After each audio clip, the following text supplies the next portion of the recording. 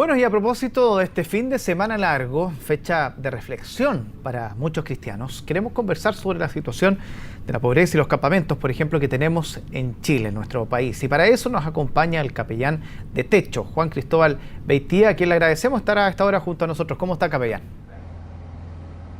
Muy bien, Germán, muchas gracias por invitarme a este contacto. Bien, jornada de reflexión, fin de semana de reflexión, y es por lo mismo que le pregunto directamente cuál es la reflexión que se puede hacer en nuestro país respecto a una batalla que ha sido bastante compleja, que es terminar con los campamentos en Chile. Sí, mira, es una batalla que, como dices tú, es una batalla que se ha ido haciendo también cada vez más compleja. En un principio se pensaba que para terminar con los campamentos íbamos a necesitar, así como sencillamente, dar más vivienda a las familias. Hoy día en este país nos hemos ido dando cuenta de que el fenómeno de los campamentos tiene múltiples causas y eso pide que nosotros vayamos siendo un poco más finos en nuestros análisis. Por ejemplo, nos encontramos con que hay migración interna en Chile y eso hace que vayan concentrándose los flujos de personas en ciertas ciudades donde hay una oferta laboral particular. O nos encontramos también con fenómenos de precios de arriendo cada vez más altos que van haciendo que para algunas familias que aunque no son pobres por ingreso, se vean forzadas a vivir en un campamento porque los precios de los arriendos van haciendo que tengan muy poco dinero para el resto de sus necesidades. También nos encontramos con otro tema que es una pobreza oculta en Chile, que es el tema del allegamiento. Y tenemos una gran cantidad de llegados que por distintos motivos de relaciones familiares también van a vivir a los campamentos. Entonces, hoy día en Chile necesitamos ser un poco más finos y profundos en nuestros análisis y poder también en nuestras respuestas dar también algo que sea más ajustado a las necesidades de hoy. Y en ese sentido, capellán, ustedes como Techo están en más de 20 países a nivel mundial y por lo tanto hay mucha experiencia que se va quizás reflejando en el trabajo que realizan día a día, y dentro de esa experiencia, ¿cuáles son los elementos que usted puede destacar que podrían permitir que Chile en un futuro más cercano podamos reducir el número de campamentos, y qué es lo que se podría hacer para que justamente esas metas se vayan concretando lo antes posible? Sí, mira, hay varias cosas y de hecho nosotros estamos elaborando una serie de iniciativas de más largo plazo. Tenemos, como dices tú, presencia en 19 países de América Latina, trabajando en alrededor de 64, 65 ciudades, y eso nos permite también ir analizando el problema de los asentamientos urbanos y la concentración de familias en los asentamientos urbanos, considerando estas experiencias diversas. Cada país tiene sus temas particulares.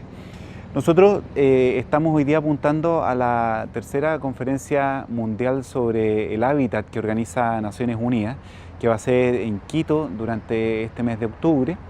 Y nosotros estamos apuntando ahí a fortalecer el derecho a la vivienda. Estamos apuntando a que ojalá en todos los países del continente y del mundo se reconozca este derecho a la vivienda.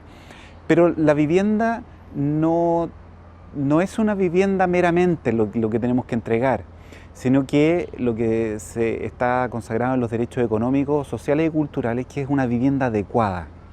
Entonces, ¿qué es lo que se entiende por vivienda adecuada? Nosotros queremos ir poniendo nuestra experiencia en esta conferencia.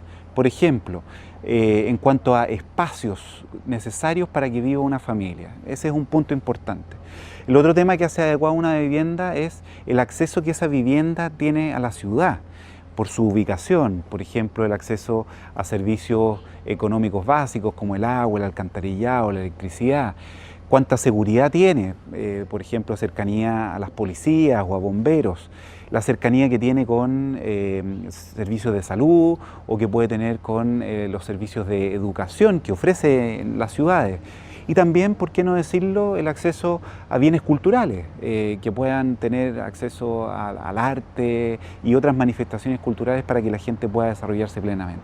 ¿No? Esos es más o menos los focos que nosotros estamos poniendo. ¿No? Y capellán, es que usted toca un tema re interesante, porque esta conferencia que se hace desde 1976, cada 20 años, que lo hace ONU Habitat, y donde se busca un poco que una conferencia mundial de vivienda y desarrollo sustentable, Ustedes plantean como punto y como expectativas, como techo, de hecho, el hecho de que se garantice que todas las personas que habitan las ciudades, específicamente, se relacionen en un ambiente que sea justamente sin discriminación y que sean en un contexto de igualdad. Ya, ustedes lo plantean así, y expectativas que tienen de este hábitat que se va a realizar en Quito. Si eso lo extrapolamos a Chile, hace pocos días atrás supimos de que Chile ha reducido la pobreza, pero seguimos siendo uno de los países más desiguales del mundo, en donde las diferencias son extremadamente altas, donde el índice de Gini prácticamente es 0,5, no sé cuánto, que es altísimo. Por lo tanto, ¿usted cómo ve esa realidad en este contexto que se va a discutir en pocos meses más? ¿Cómo ve el contexto de la realidad chilena y por dónde quizás son los pilares que debiesen discutirse de fondo para salir de esa realidad?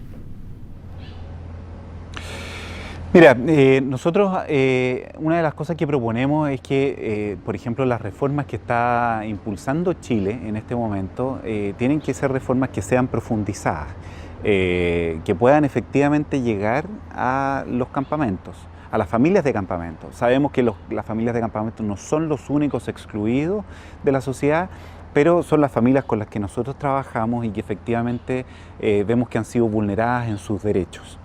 Ahora, una de las cosas importantes que hay que hacer es poder quitar algunas barreras que tienen las familias de campamento para entrar o acceder a estas políticas garantistas, que garantizan derechos universales. Por ejemplo, veíamos nosotros algunas cosas que tienen que ver con el acceso a la gratuidad universitaria. Nosotros lo que vemos en las familias de campamento es que aproximadamente 2/3 de los adultos que viven en campamento no han terminado la educación media.